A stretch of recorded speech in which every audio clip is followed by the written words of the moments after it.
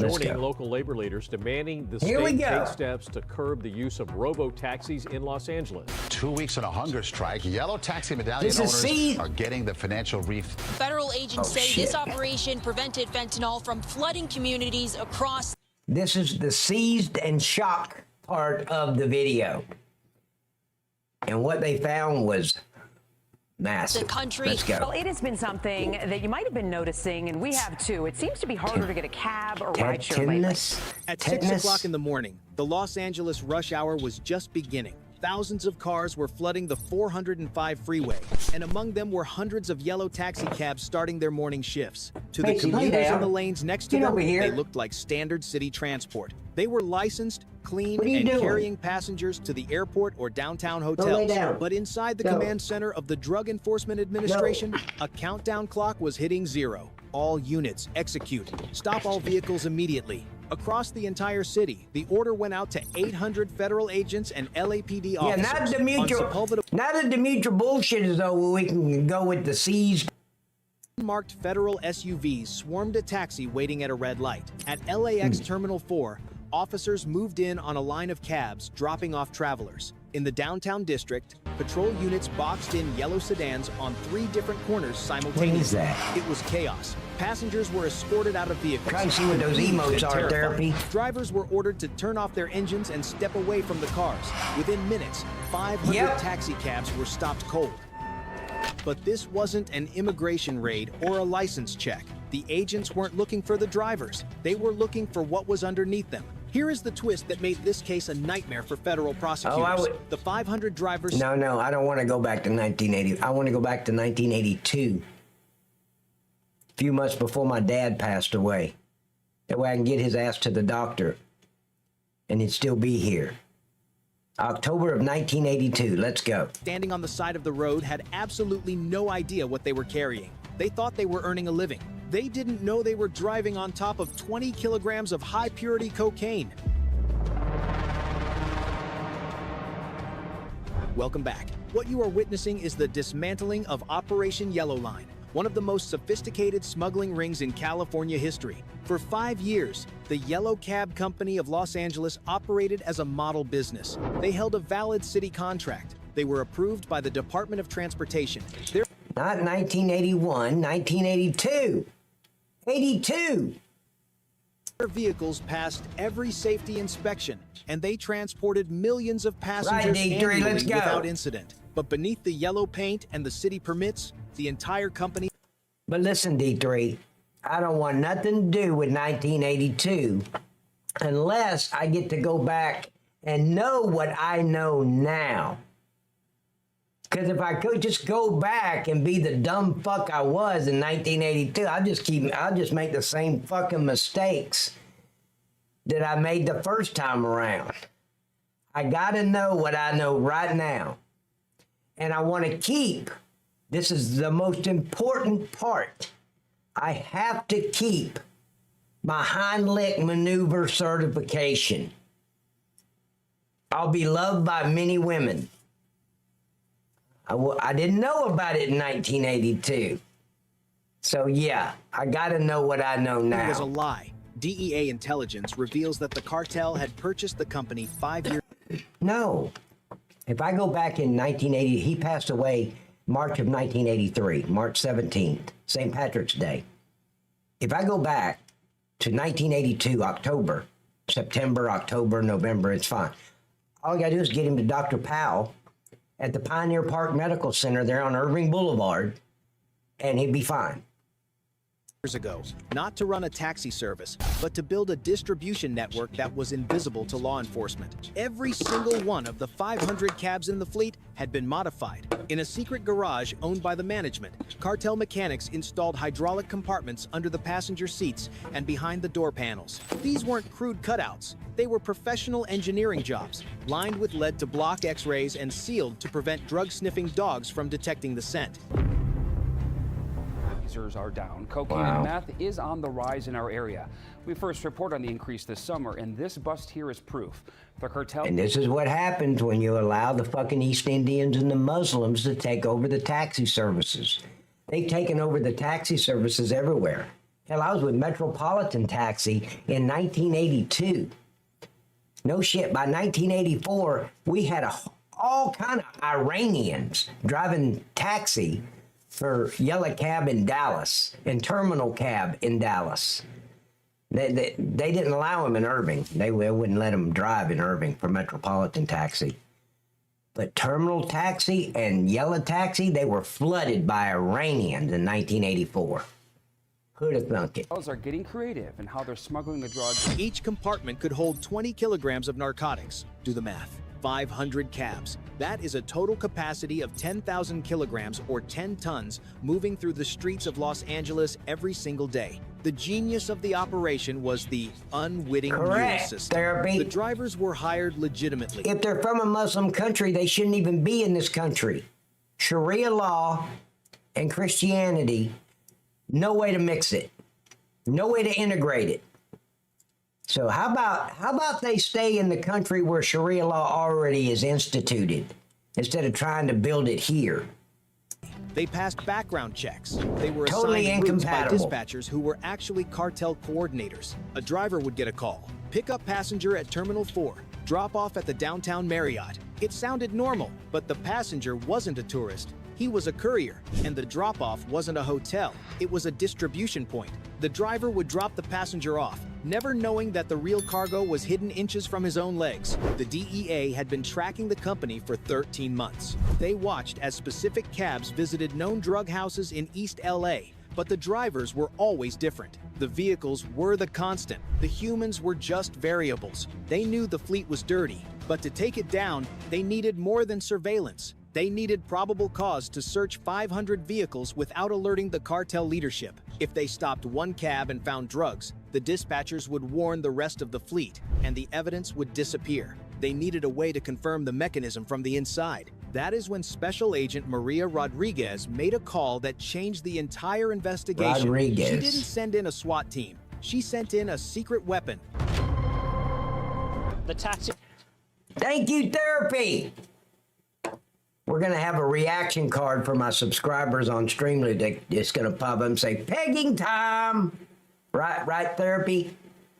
Pegging time.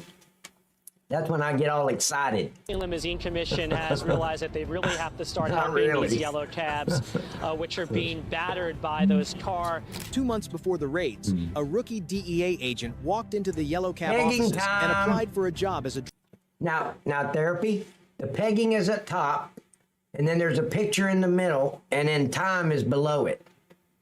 The pegging should be like that eggplant thing that looks like a dildo. You know, the purple eggplant emoji, whatever. Yeah. Pegging time. I don't know. You do you, man. Surprise me. That's just how I pictured it, with gold letters and shit, or purple letters. Whatever. Yeah, I think purple would go better with the dildo in the middle. Just saying. driver. He was hired on the spot for 60... Can you guys believe we're actually planning a fucking dildo reaction card? Jesus Christ, what the fuck is wrong with us? We need professional help, but none of us can afford it. days, he drove a cartel taxi, waiting for the dispatchers to make a mistake. And on a Tuesday night in November, they finally slipped up. They assigned him Vehicle 47 for a priority run to a warehouse district, and when he checked the weight of the car after the drop, he realized it was 50 pounds lighter. The weight discrepancy in Vehicle 47 was the smoking gun Agent Maria Rodriguez needed. It confirmed that the taxis weren't just transporting people, they were transporting invisible cargo. But confirmation was only the first step. The real challenge was proving the scale of the conspiracy without alerting the cartel leadership. If the DEA raided the garage too early, the executives would claim ignorance, blame a few rogue mechanics, and the operation would continue under a new name. Rodriguez needed to map the entire network. For the next 3 months, the investigation shifted into high-tech surveillance mode. The DEA deployed mobile X-ray vans disguised as city maintenance trucks. They parked them near the taxi depots and at the entrances to LAX airport. As the yellow cabs drove past, the scanners captured ghost-like images of the vehicle frames. The results were terrifying. On the monitors, the agents could clearly see the anomalies. Dark, rectangular shadows appeared beneath the rear seats and inside the hollow spaces of the doors. These weren't random modifications. They were identical, mass-produced storage units welded directly into the... Wait, Texas said on Kick. I was going to agree with it, but now I disagree with it the more I thought about it. He said professional help, too late. There's no help on earth that would help you, Pat. It depends on who the therapist is. I mean, if she's wearing some tight jeans with a tight little ass and, you know, the strap on over there on her desk and shit, you never know. I think I could help. Yeah, I think I could be helped. Now, if it's Paul Kettle, you know, with hair growing out of his fucking ears and shit, I agree. Yeah, no help for me. The chassis. Out of the 500 cabs in the fleet, the scanners flagged 340 of them as dirty. She would have my attention. The investigation also revealed the ruthless efficiency of the dispatchers. DEA wiretaps on the company headquarters picked up coded language. A priority pickup meant a drug load. A VIP client meant a high-value cash transfer. The dispatchers were playing a game of chess, moving innocent drivers like pawns. You know, one thing we got to consider, therapy in Texas and D3, we kid around about this pegging because of how I found out about what pegging meant. I didn't know what it meant. That's the joke. I thought when somebody in the stream, I just got out of the hospital and I was just streaming from my deck and somebody said pegging and I thought they were talking about golf, and then Twisted sent me the definition of pegging and it was an eye-opener. I just hope the new people that come in here know we're just fucking around and kidding. You know, that, yes, we still need professional help, but still, I just hope everybody that comes in here realizes we're just fucking idiots kidding around, okay? You can't educate us. We rode the little bus to school. Guys, this pegging thing is a joke. I hope everybody knows that, okay? I mean, therapy's the only one that's serious about the pegging stuff. But hey, I don't care what he does behind closed doors. That's between him and his cousin. Whatever they want to do is fine. Therapy, I got your back. To avoid police detection, agents observed specific taxis pulling into the loading bays of warehouses in the fashion district. The drivers would step out to get jokes, but screw it. Yeah, but it's not B-U-T, it's B-U-T-T. Yeah, I thought I had to clarify that. I thought about that a couple days ago after the stream. I'm like, what about the new people that's coming in here that don't even know who I am? And we start talking about pegging. They're going to think we're like, they would think what I would think if I went to somebody's stream and he started talking. I'm like, what the fuck? Of course, I wouldn't have known what it was. I'd be like, okay, why don't you just say you're going to go play golf? Goddamn. Why you got to be so difficult at pegging? No, just say, I'm going to take my driver and I'm going to hit the ball off the fucking peg. Okay? It's simple. But yeah, just saying. If you're new here, we're just smart asses. We're just kidding. I'm not kidding about the light to medium spankings now. That's not a fucking joke. That's serious shit right there. But the pegging, ladies and gentlemen, we're kidding. It's just an ongoing joke because I didn't know what pegging meant. I'd heard of strap-ons. I'd heard that word before, but I didn't know it was called pegging. And they've given me shit about it ever since. So if you're new here, I apologize. We're just fucking around, okay? Get a coffee or sign paperwork while company maintenance that staff actually cartel loaders quickly swap the car. Don't drop the soap on the fairway, therapy. Don't do it. Cargo in the hidden traps. The driver would get back in, completely unaware that he was now carrying a felony quantity of fentanyl. Don't bring a dildo around me, please. Not in real life, okay? I'm just saying, not in real life.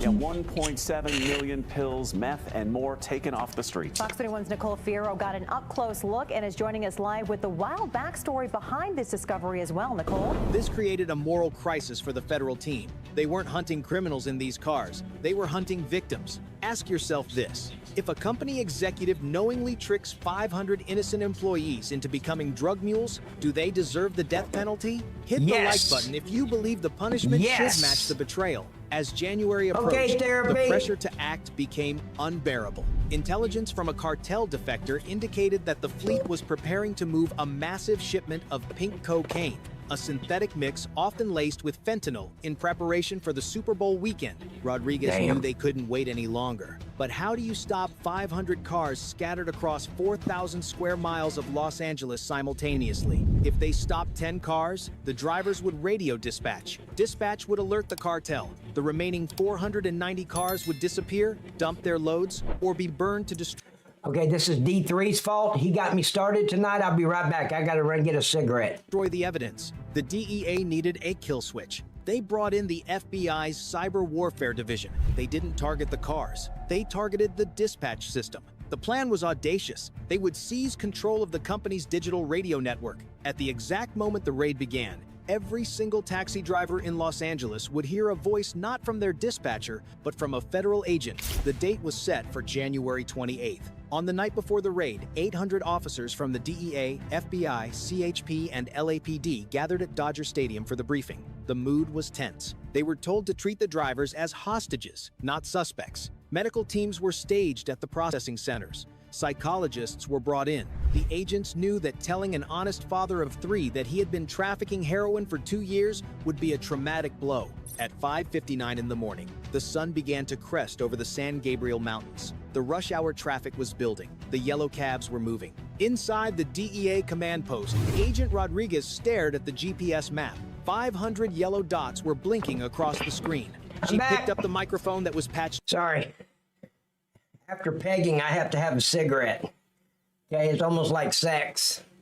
Gotta have a cigarette, and a little pillow talk wouldn't hurt either. Directly into the yellow cab frequency. All units, stand by. Execute in 3, 2, 1. At exactly 6 o'clock in the morning, the crackle of the dispatch radio broke the silence in 500 taxi cabs across Los Angeles. But instead of the familiar voice of the dispatcher assigning a route, a calm... Yeah, Texas. When I'm involved in pegging, it's got to be soft and slow. I'm not a fucking race car, you know. Fuck. I'm the one on the bottom. Okay? Give me a moment. We ain't rushing nothing. Not cigarette time. You know what? Hey, therapy, what would be really cool if it said pegging time, and then there's a guy in the middle with a golf driver, like, you know, hitting it off the tee.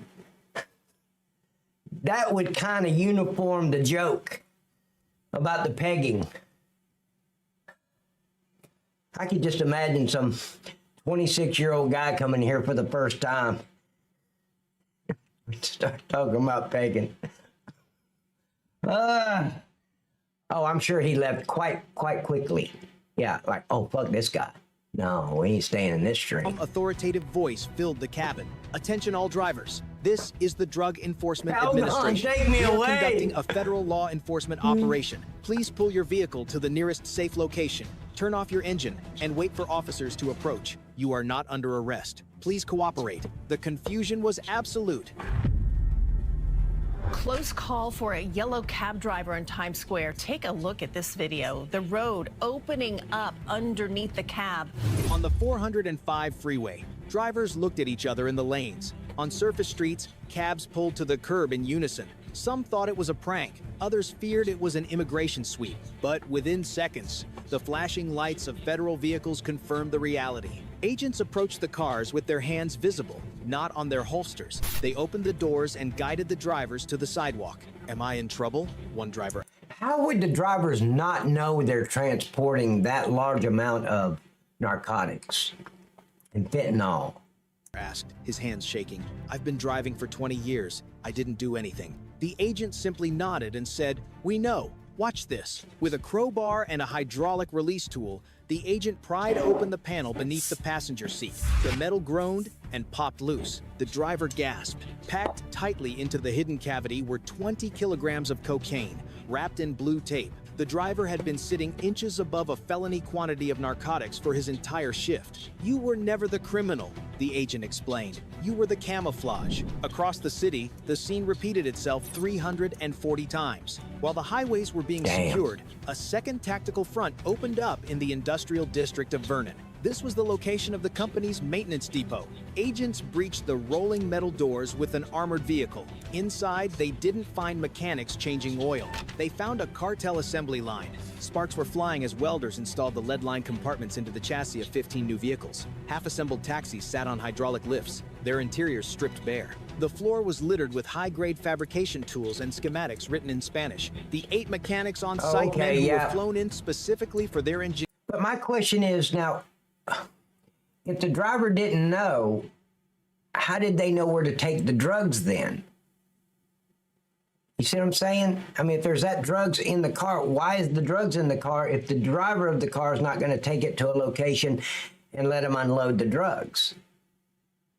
You just put the drugs in there and leave them there day after day after day? I'm missing something. Engineering skills dropped their torches and surrendered immediately. They weren't repairing cars. They were building smuggling vessels. The agents found pallets of raw lead sheeting and... See, where are they smuggling it to? You see what I'm saying? If the driver is not in on it, the driver's not going to take it to a warehouse and let him unload the drugs. And then the next person gets in there and he doesn't know, so the drugs are still in the fucking vehicle. I don't get it. I don't understand. Am I making any sense? Industrial sealants used to mask the scent of the narcotics. This garage proved that the operation wasn't an improvisation. It was an industrial manufacturing process. Simultaneously, at the corporate headquarters, Ladies and gentlemen, Therapy just said on Kick, he came back after making some coffee and getting him a cigarette, and he said, damn it, that was a good one. Therapy, you remember I said, whatever you and your cousin does behind closed doors, that's between you guys, okay? Or between you and her. We don't need to know if it was a good one or not. But why was it a good one? I mean, explain that. More lube used or what? I mean, explain. I want to know now. raid was reaching its climax. Okay, Carlos Mendez, the car. CEO, had locked himself in the server room. When agents used a battering ram to clear the door, they found him frantically trying to destroy the main server tower with a fire extinguisher. He had triggered a panic protocol designed to wipe the dispatch logs, but he was too late. FBI cyber warfare specialists had already remotely mirrored the hard drive 10 minutes before the breach. That's true. The Drug Enforcement Administration has arrested over 600 people in a massive operation against the Sinaloa drug cartel. That is according to ABC News. They watched on their monitors as Mendez tried to delete the evidence, capturing every keystroke. The master schedule was preserved. It was a digital spreadsheet linking every single driver to a specific illicit shipment, proving beyond a shadow of a doubt that management knew exactly who was carrying what. You are under arrest for drug trafficking, conspiracy, and the systematic exploitation of employees, the lead agent announced as the handcuffs clicked shut on Mendez's wrists. By noon, the final count was in. Federal agents had seized 6.8 tons of narcotics, cocaine, methamphetamine, heroin, fentanyl. The estimated street value of the drugs seized that morning exceeded $340 million. It was the largest vehicle-based seizure in the history of the DEA, but the aftermath of Operation Yellowline was unique in federal history. Typically, in a raid of this size, hundreds of people go to prison, but in this case, the 500 drivers walked free. The Department of Justice designated them as victims of human trafficking and labor exploitation. Instead of prison cells, they received support. The federal government worked with legitimate transportation companies to place the drivers in new jobs. They received counseling for the trauma of realizing they had been used. Really? The trauma? What? What trauma? I'd be like, oh shit, really? Okay, give me a different cab. I don't need any fucking counseling. All you do is say, oh shit, really? I was transporting drugs. Oh hell. I didn't know that. Where's the counseling come in at? You fucking weak piece of shit. Oh, I need counseling because there was drugs in my car that I didn't know about. What a weak fucking liberal cunt. Really? As mules. The justice system saved its full weight for the management. Just say, oh shit, and go on with your life. Carlos Mendez and his team of dispatchers faced a jury that listened in horror as the scheme was detailed. The defense tried to argue that the drivers must have known, but the professional quality of the hidden compartments and the testimony of the rookie DEA agent destroyed that lie. Mendez was convicted on all counts. Because the operation was linked to fentanyl overdoses and the exploitation of innocent workers, the judge handed down the maximum sentence, life in federal prison without the possibility of parole. The mechanics who installed the traps received 30-year sentences. The dispatchers who coordinated the routes received 25 years. Today, the Yellow Cab Company of Los Angeles no longer exists. The assets were seized, the vehicles were sold for scrap, and the business license was permanently revoked. The operation proved that the cartels will stop at nothing. Boy, Uber loved that shit, didn't they?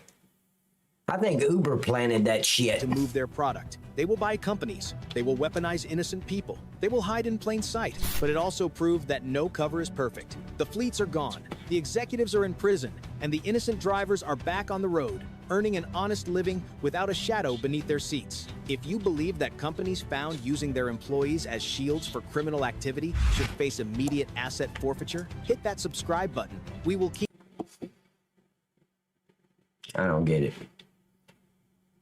When is our judicial system going to realize that every year you give these fucking menaces to society criminals, a year, 2 years, 5 years, 20 years, it costs the taxpayers a minimum of $45,000 a year plus per inmate.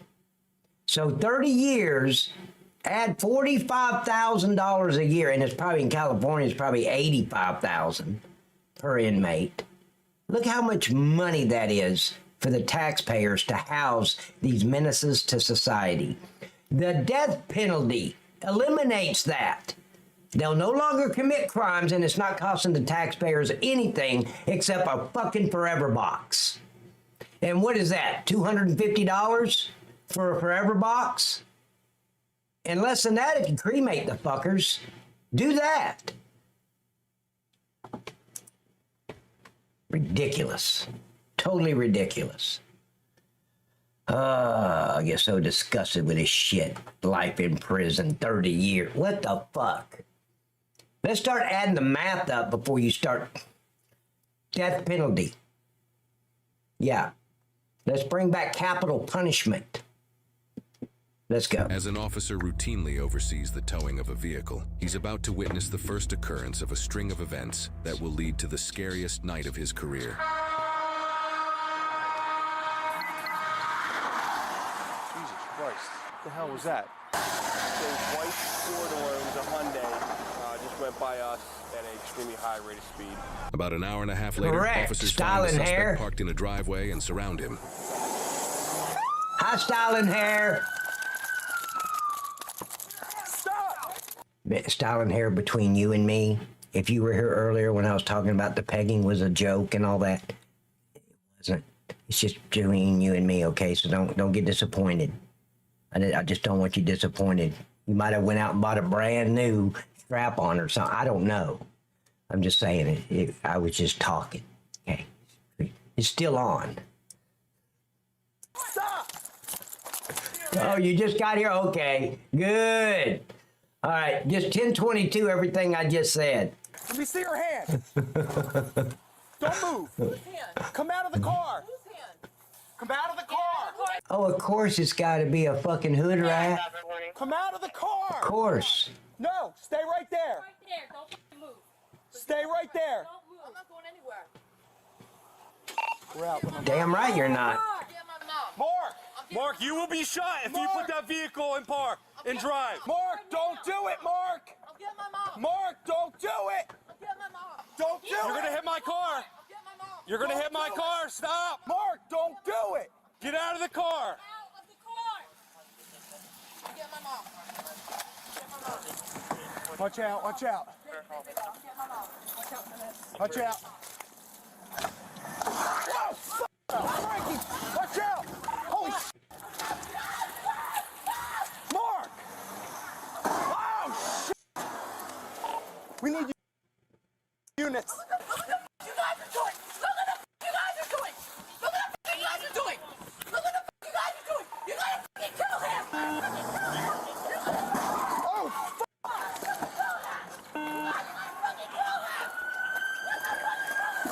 Watch out, Frankie!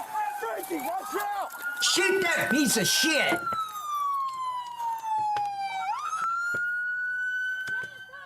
They could have used deadly force like 4 times already. Watch out, watch out! Watch out! Frankie! Zach, watch out! Everyone get off the street, get out of the way! He's rearing. Watch out! Watch out!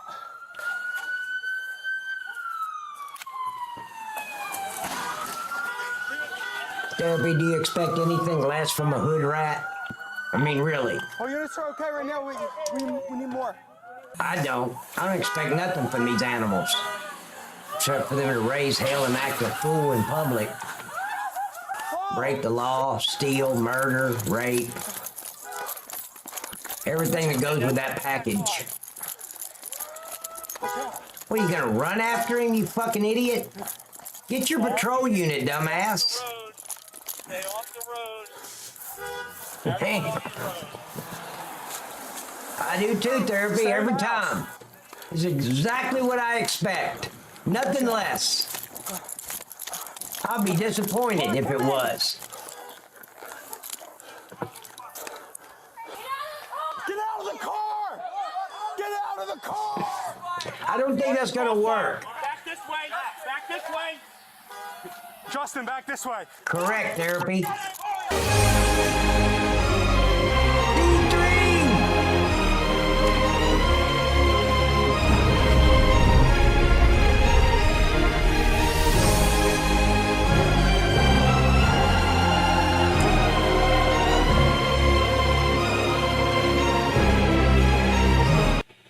See, that was me right there when Styling Hair told me she didn't even have a strap on. That's the way I look. What? You see my sad face? It's bones, wow. Put that vehicle drive, you will be shot! Get out! With your hands up! Mark, get out of the car! Get out of the car! Now! What, like 9 people said get out of the car. It hasn't worked yet. Stop saying it. Take your fucking coward ass over there and break the fucking window and yank his ass out of that car. How about that? Did you see my sad face, Miss Stalin? Get out of the car. I'll ask again. Yeah. If you don't get out of that fucking car, I'm gonna tell you again. Rose, watch her! Wow. Law enforcement is so awesome nowadays, right? Orlana, cuff her! Orlana, cuff her! Yeah. Stop her. My mom will tell you to stop.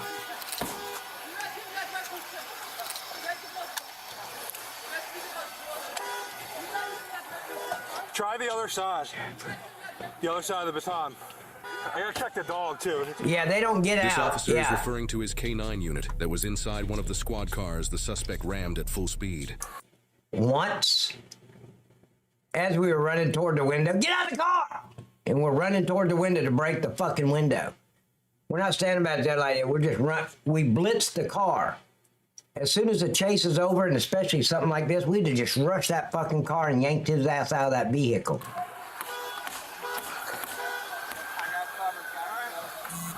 Did you see what it said? Attempting to break window. On our shift, it would have said breaking window.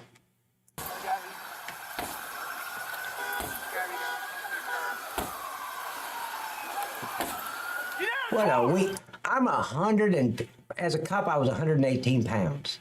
This guy's putting his whole ass into that braking. And I'd have just walked over and broke the fucking window with my ass baton. Without even opening the ass baton. Just the metal tip. And it would have shattered. It's tempered glass. You gotta know where to hit it. I got covered, guys. All right. I got you.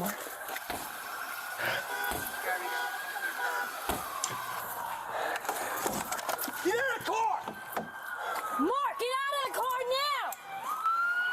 now! Hey, bitch, how about you shut up and let the officer that was giving commands give commands? Only one person in a stressful situation should be giving commands. Just one. Not everybody on scene, just one. Is he slumped over? Zach, stay back.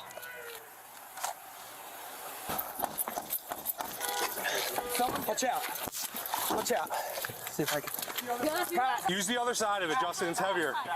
Other side. He's moved. Watch crossfire, Sarge.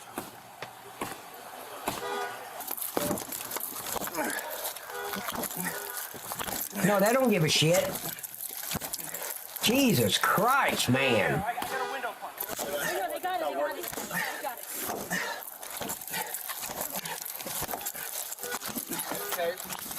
E-bus, watch crossfire. All right, Justin. He's trying to break the back window. The back window doesn't have a soft spot. The front two windows, right there beside the outside rear view mirror, there's a soft spot built in. It's there.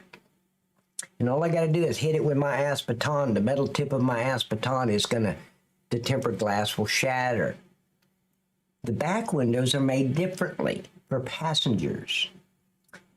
Yeah, unless you got a red brick or something or a cinder block that you can really throw really, really hard. Yeah, just saying.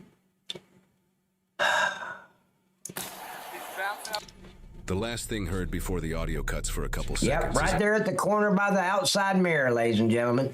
All you gotta do is hit that spot, and it goes. Did you like my sound effects, Miss Styling? An officer that says he's bouncing up, indicating the suspect may be having a seizure. Good, I don't give a fuck. I hope he dies. I hope that piece of shit dies in his seizure. Get off planet Earth, you bitch.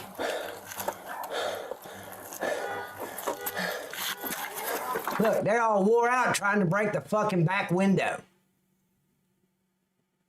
And don't ever try to break the back window. That shit's reinforced. You can do it. I mean, if you have the right equipment. You know, like a sledgehammer. All right, watch. Everyone be careful. And they actually think they did something. We finally got the window out. Mark! Get the door locked? You grab him by his hair of his fucking head and you drug that piece of shit out. I don't care about his seizure. He could be faking for all I know. I'm not a medical professional. I need him outside on his belly and I'm going to handcuff him. Let EMT determine if he's got a medical emergency or not. That's not my job. Guns away. Try to kill everybody and they're worried about this piece of shit. Fuck him. Now handcuff him. Recovery position. Get him in the recovery. They won't. They won't. One of these motherfuckers are going to give him mouth to mouth. Recovery position. Officers realize they still need to check the squad that was rammed with a K9 unit inside. You think? Worry about the K9, not this piece of shit.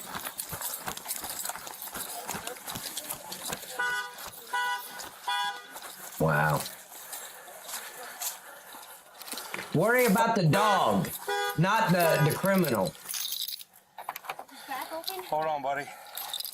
I need some. You're just now getting your dog? Are you kidding me?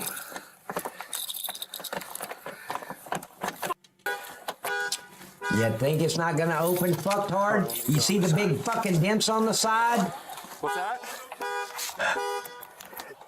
He hit my car like 3 times. I gotta check the dog. Come here. Stay. It's okay. Motherfucker.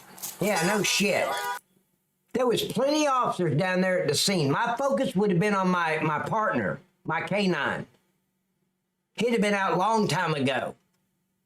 Jesus Christ.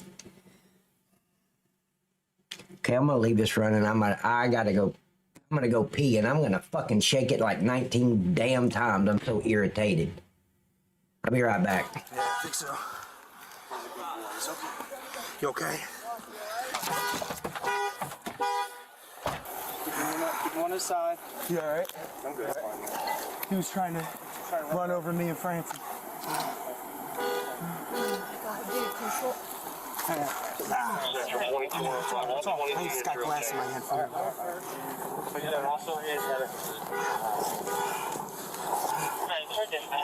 You good? And he backed up to like about this telephone pole and just gunned it full speed right into it. Like I don't know if he thought I was in there or something. He was just smoking the car, and then you back up, boom, do the next thing, and he was wild. Everybody was just like running to try to get out of the way. Then he just gunned it down that way and just smoked the car head on, and then like we were giving him commands and nothing. Thank God you were out of the car already. Yeah. Oh, dude, I ran right up alongside his house, just hoping he didn't see me because he would like, come at me. That was forced me to kill him because I had nowhere to go. So he like just got out of the car when you guys came up on him? Yeah, so as soon as I pulled in behind him, Ruth was getting out, and then he like locked the door. So that we were like right here on the side of the car, and we were just like, get out of the car, you're under arrest, get out of the car. And then all of a sudden, like I hear the car start, or I don't know if it started, or I saw the reverse lights come on. And then I freaking tried to smash the window to get him out, and then he just backed it up. I remember him hitting my car, and then he went through it, and then went like this way, and then he put it in drive, and then he just boom, backed up again, boom. I'm just so thankful that nobody was hit.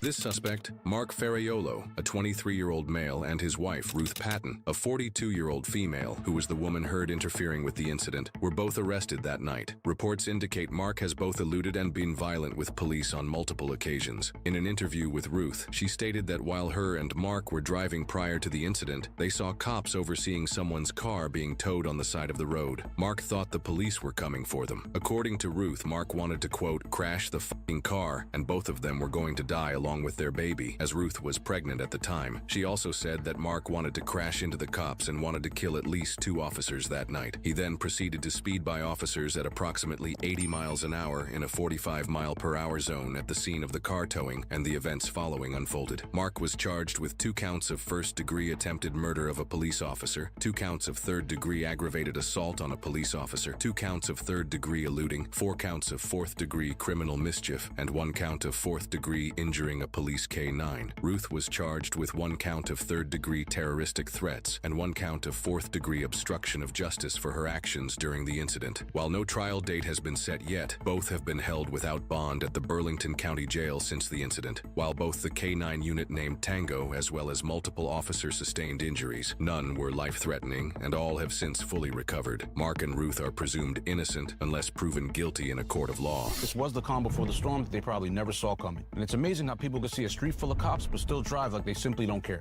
Now, fortunately, they found the white sedan, and I'm thinking, good, they found the car, at least the situation's contained. But that illusion was shattered in seconds. And what actually drives a person to do this? Because those officers barely moved out of the way. Because this isn't just reckless, it's deliberate. And I'm thinking he must have a warrant, drugs, or a gun in the car. But he had none of that. He just wanted to crash out and hurt cops. And in a similar situation in Bismarck, North Dakota, in March of 2025, an officer was severely injured after being intentionally hit by a car that was occupied by a female suspect. Now, thankfully, the officer did survive, but I can't say the same for the suspect. In 2024, 49 officers were murdered by gunfire, but 52 were killed by vehicles, an important reminder of the real risk posed to those serving. And I personally know an officer who lost their career and their life from a similar situation. So this was hard to watch because Mark flat out weaponized that car and almost created a homicide scene. And that street went from quiet to demolition zone. And I know those neighbors had to be terrified because your eyes probably can't believe what you're seeing. And I literally had to hold my breath when I realized he hit the K-9 vehicle because that hit could have been deadly. Now, the officers finally did rip him out of the car and no officer was severely injured. But this guy's fuse was already lit when he sped by, and I'm convinced he wanted to end his life and some cops as well. And the part no one speaks about is what stays with the officers, because these moments do not just disappear. They replay at night when you go to sleep long after your shift ends. And that's the part of being a cop that the public doesn't always see. And this is the weight that officers carry home in their minds, because they walked away from the situation but possibly emotionally scarred. But to be straight up, this was inches away from becoming a funeral procession instead of an arrest. And if any officer has slipped, hesitated, or misjudged, this story might have ended with a badge draped in black.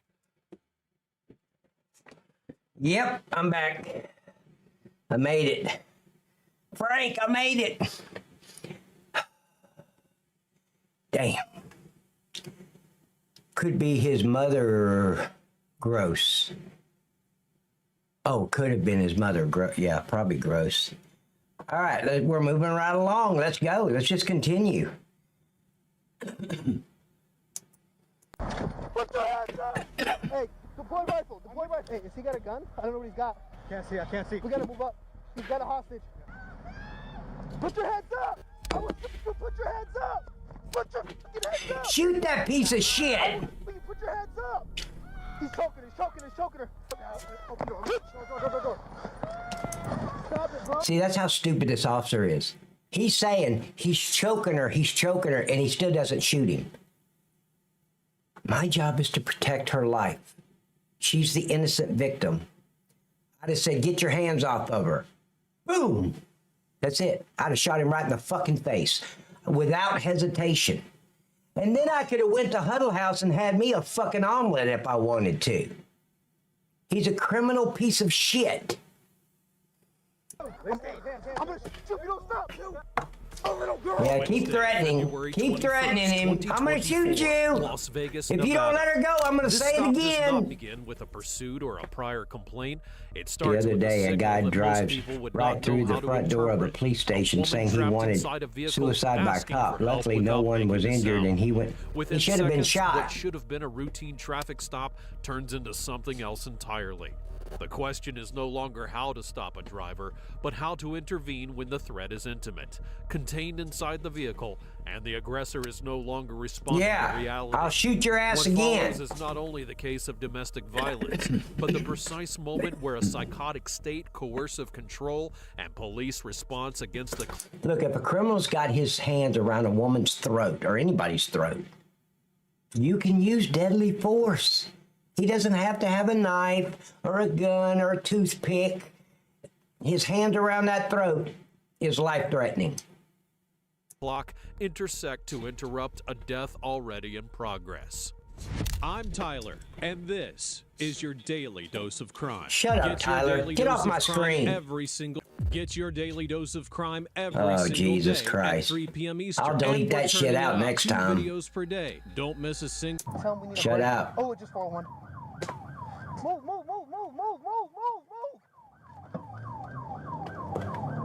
Ready for a bailout? In defense of the life of another is specifically listed. Yeah, exactly. I can use deadly force if he's choking her with his hands. Put your hands up! There's no doubt that I can use deadly force. Hey, deploy rifle. I'm with you. Deploy rifle. Hey, put your hands up! GC66, G62, give him commands. He's moving around in the vehicle. We're gonna be on the 95 southbound and the northbound lanes. Have NHP do a block at least Boulder for us, please. Hey, put your hands up! I got a rifle, bro. Hey, has he got a gun? I don't know what he's got. Yeah, it's not working. He's got a hostage. I can't see what he's doing. What's he doing? Hands! What does he got? Put your hands up! Back. He's got a hostage. Hang there. Yep. I swear to you, if this was on our shift, tonight would be the last night of this guy on planet Earth. GC66, give us the radio. GC62, he's got a hostage. Hey, put your hands up! Put your hands up! It's a cigarette. Hey, put your hands up, man. We ain't gotta do this. We don't have to do this. Oh, now he's going to be a psychiatrist. When officers finally bring the vehicle to a stop, the scene is not treated as a first contact. There are clear indicators that the vehicle was located as a result of something that had happened earlier, even if that event has not yet been fully identified. That unspoken context shapes the entire approach. See, officers like this that hesitate like that, law enforcement's not for you. Go sit in a cubicle somewhere and argue with Aunt Bertha at lunchtime that you're not working hard enough when you're clocked in and she's tired of you being late. Law enforcement's not for you. Go do something else. You don't have the mentality for it. Officers are not looking for an explanation. And you can't teach mentality. You can't teach somebody if they don't have it in them, in their heart. You can't teach it. To cooperate or make sense of the stop. And that's what you see a lot on these videos. These fucktards, they want to wear a badge, but they don't have the mentality for it. To a trained officer, that pattern does not suggest ordinary nervousness, but the possibility of an internal threat that has not yet been revealed. From that moment on, the focus will shift away from why the vehicle was stopped and toward what happened before. You're exactly right, Therapy. I couldn't have said that better myself. Therapy said on Kick, guilt is for the jury to decide. getting to go home at the end of the night is the officers. Trying to prevent now. Hey, listen, we don't have to do this. Put your hands up. Put your hands out of the window. We're gonna work it out, bro. You're good. You're not in trouble. We just want you to get help. You're not in trouble. We want you to get help. Yeah, that's gonna make him do it. Yeah. Yeah. They forgot to tell him about the Legos. Tell him about the Legos, gentlemen. That's at the jail, in the playroom. We just want you to kill my goddamn daughter. Put your hands up, man. It's okay. Hey, listen. We will help you. Don't do this. I'm not gonna help him. Who did it? I'm not helping you, fucktard. I'm gonna blow your goddamn head off if you don't let her out of the car. Period. That's how I'm gonna help you. I'm gonna let you live. Tell us who did it. They don't have the mentality for this job.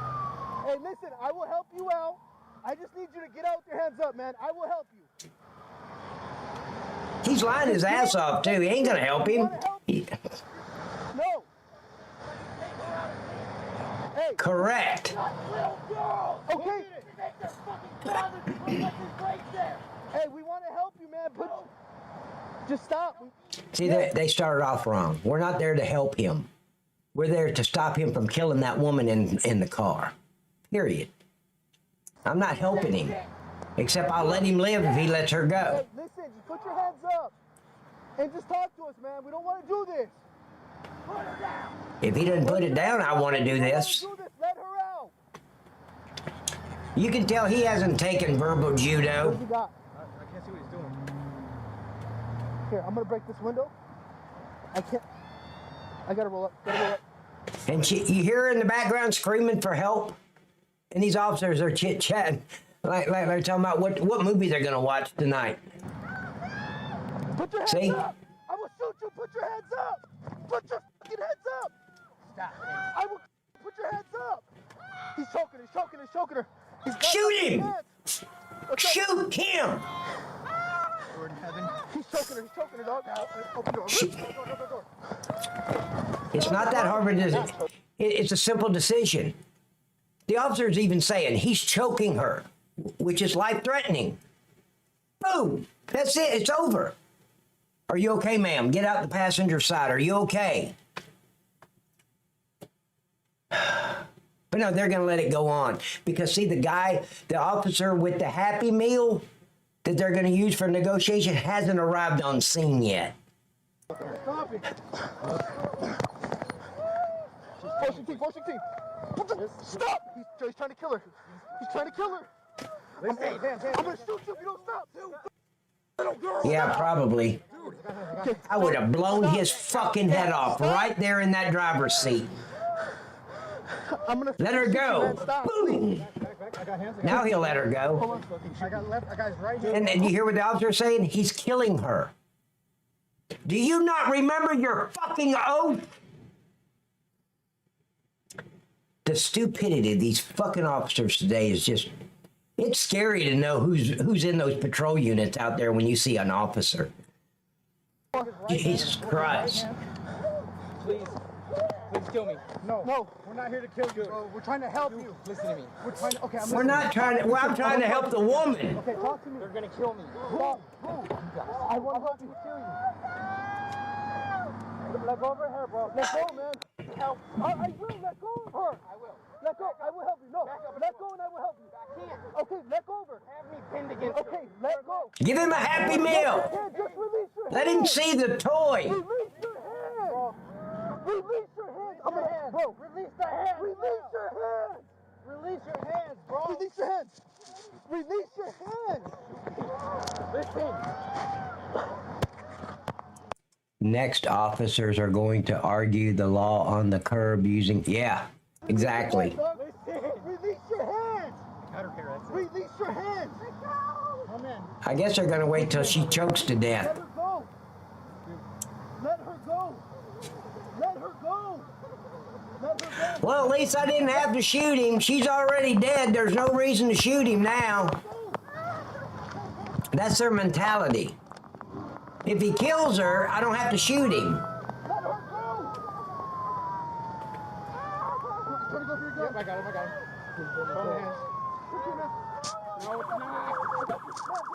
Therapy, I'm telling you, I would have shot him as soon as I went up there and saw his hands around her throat. I would have said one time, let her fucking go or I'm going to shoot you. Then I'd have shot him in the face. No doubt. Get out of the car. Let him go. Yep.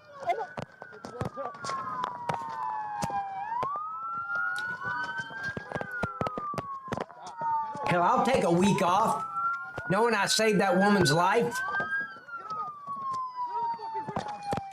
What are they doing, the hokey pokey? The fuck? Yeah, paid vacation. Because I'll be off with pay while the whole thing's under review. I'll do that. Fuck yeah. And that's the time they didn't even have Netflix. You had to just watch fucking reruns of Oprah and shit. I'd have done it. I got two hands. Ready? It's around his neck. It's around his neck. Cut the rope. Stop. Cut the rope. Cut the rope. Yeah, they're begging him. I'm not going to beg him. I'm going to tell him, and then I'm going to shoot him. You have to have the mentality to do this job.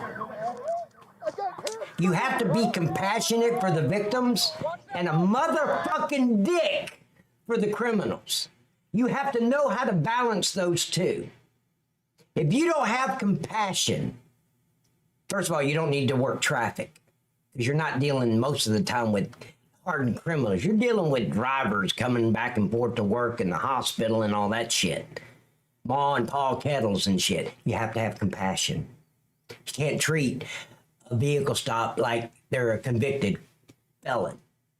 You got to be cool with them, joke with them. I did all the time. I was a complete smartass. Had them laughing and shit.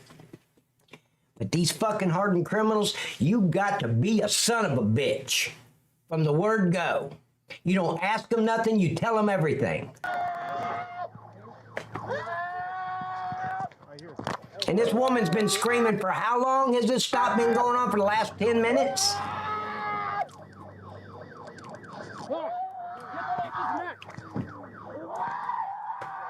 Correct. You're exactly right, Therapy. Therapy, are you in law enforcement?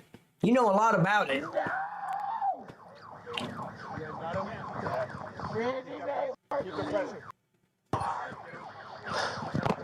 I would have done. See, this would have, ladies and gentlemen, if this had been on our shift and that was me, we're just standing around, we'd have a blanket around the woman, seriously, having her sit in the back seat with the door open of one of our patrol units, which is a Ford Explorer, so she does not load to the ground or nothing. And we're just going to sit there and wait for the coroner and the ambulance to transport the fucking body. If this was my scene. She still wouldn't be screaming. She'd have a cigarette and a nice hot cup of coffee, because I'd tell one of the female officers to go get her a cup of coffee at the Jet Food store. Yeah, we'd be taking care of her right now, instead of trying to get her out of the grips of fucking Grizzly Adams in the front seat. You okay? Yeah. Go take a break. Correct, Therapy. At this point, the risk stops being abstract and takes on an identity. The Look, driver he's is choking her. Nathaniel Fouch Pratt, age 28. And what officers are facing is not calculated resistance. Shoot Someone him! trapped in an internal narrative that no longer separates real danger from imagined threat. His words are not attempts to negotiate or buy time. They expose a persecutory logic in which violence becomes a form of preemptive defense. As the interaction continues, it becomes clear that the control he's exerting is not verbal but physical. His refusal to release the victim is not simple defiance, but conviction. He's fucking insane, and I'm going to put him out of his misery. In his perception, letting her go means losing the only control he still has. That dynamic, absolute control, isolation, and lethal threat is characteristic of extreme domestic violence, especially when combined with an active psychotic state. For officers, the intervention is no longer measured by compliance, but by preventing an irreversible outcome. Shoot him.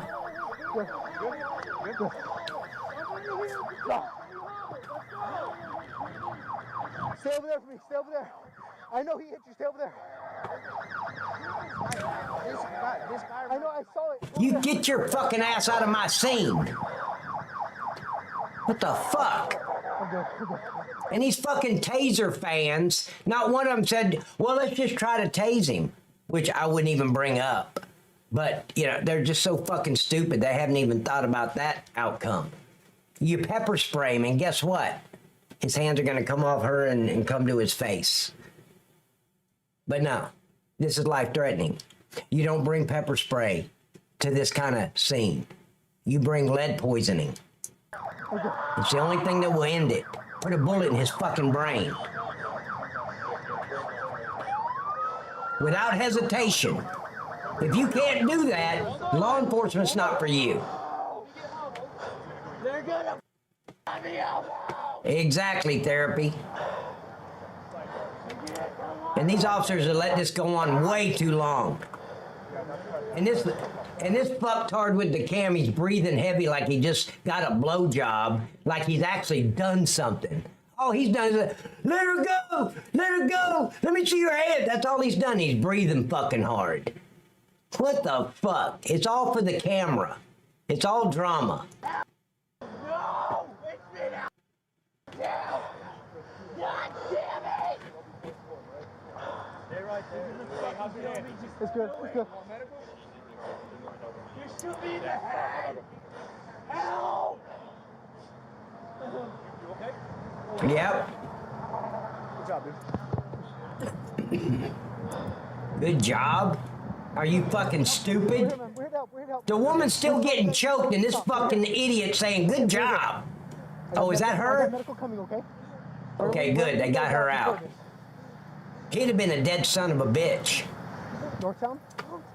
You don't owe them no thank you, darling. They didn't do shit. To go buy some cannabis. Okay. And I took him, and they say he was looking for a different one. You know him? He's my boyfriend. Correct. Okay. Well, okay. He's got my phone. We got him. He's with us. Listen, my name's Officer BB. Look at me, man. I'm gonna stay right here, okay? I have a. What a fucking wimp-ass, spineless piece of shit with a badge. He needs to go do something else. Law enforcement's definitely not for him.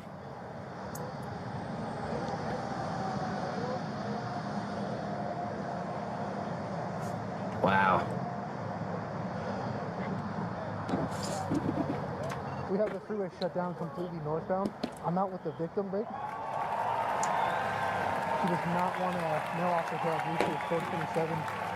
So we start female officer comes out here. She don't get to pick and choose who comes to the scene. Okay, okay. I got you. Ma'am, this is where I have you coming. Here, come on this side. I don't want you on the road. Okay. She doesn't get to say, oh, I want a female officer. Well, tough shit. I don't know what to tell you. I will, but I need you to get away from them. You're fine, you're fine, you're fine. Listen, You put her in the backseat of your patrol unit for safety, dumbass. You don't have her standing on the side of the road. Seriously. I got you, man. You put her in the backseat. Yeah, let's just have her stand on the side of the fucking road. Let some drunk driver take her out instead. Here. Good idea. I don't want you falling. That's a real good idea, fucktard. You want a blanket? It's just common sense, ladies and gentlemen. Law enforcement's common sense. Okay, your phone. And they don't use any today. Hey, don't get near her. Don't get near her. She doesn't want any guy near her. Well, that's just tough shit. She don't want any guy near her. Well, I don't know what to tell you. I just want my phone. I want to call my kids. I will get that for you, ma'am. Huh? Boyfriend. 427. But she's not want a male here at all. She don't get to tell me that I can't. Okay, then you fucking stand out here in the middle of the goddamn road then. I don't know what to tell you. I'm not bringing a female officer to the scene. They're on the other side of town working another is finally case. Subdued, the scope of the case begins to expand. You piece of shit. Witnesses provide information linking the incident to events that occurred before the stop, confirming that the violence did not begin here and did not exist in isolation. The episode is now understood as a continuous sequence of risk, not a sudden outburst. He should have been At a the same dead piece time, of the shit. victim's account allows investigators to reconstruct a dynamic that had not yet been visible until now. An intimate relationship marked by progressive isolation, restricted access to her phone, and physical force used to stop any attempt to seek help. That pattern aligns with coercion constituting domestic violence, a charge that does not rely on visible injuries, but on sustained control and the use of fear as a tool. This segment establishes the case's legal framework. It's no longer only about disobeying police or reckless driving, but about an ongoing deprivation of liberty, reinforced by credible threats and physical force. From this point forward, the investigation shifts away from the suspect's behavior and toward protecting the victim, while correctly classifying conduct that cannot be dismissed as a momentary reaction, but as a deliberate decision within an episode of extreme violence.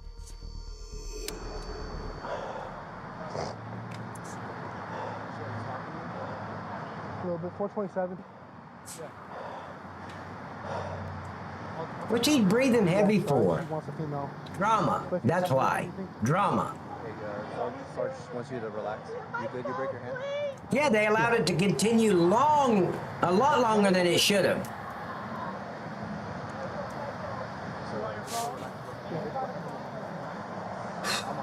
Yeah.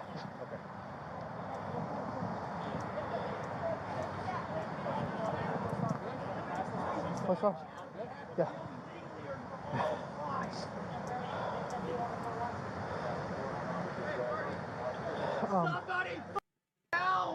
It's on body cam, Sarge, but he locked them up. He locked it up on us when we came in. Just so you know.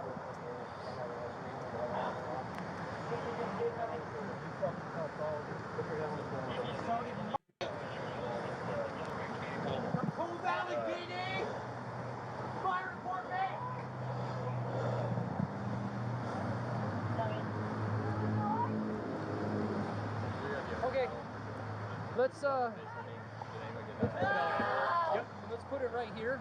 Let's move that southeast car and take this lane right here.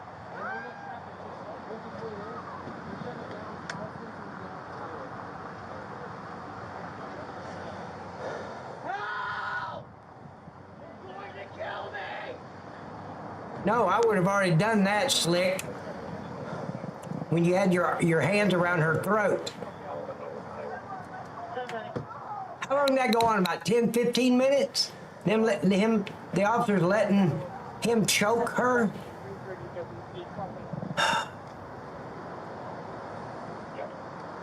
Yeah, a bunch of fucking liberal idiots with a badge. Woke.